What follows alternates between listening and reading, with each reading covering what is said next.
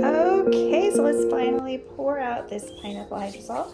Now, hydrosols are important for many different applications in my soap kitchen. So this particular one will be going into hydrochloric acid complex, as well as perhaps some perfumery applications.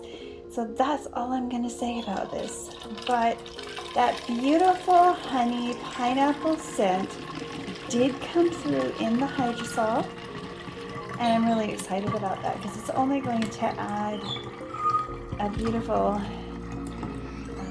active ingredient to our creations, and I can think of many different ways to use it. So I'm really excited about this. And if you ever get a chance to make your own hydrosols, let me tell you, there's nothing more satisfying than creating a raw ingredient yourself, and it makes me very, very happy.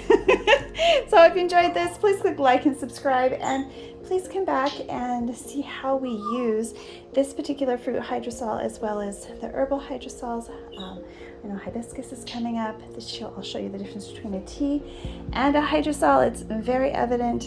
There is a purity with hydrosols that you cannot obtain with a tea, even if you strain it really, really well. So I hope you are excited about this as I am, and I cannot wait to get started on working with this wonderful new ingredient. Bye for now.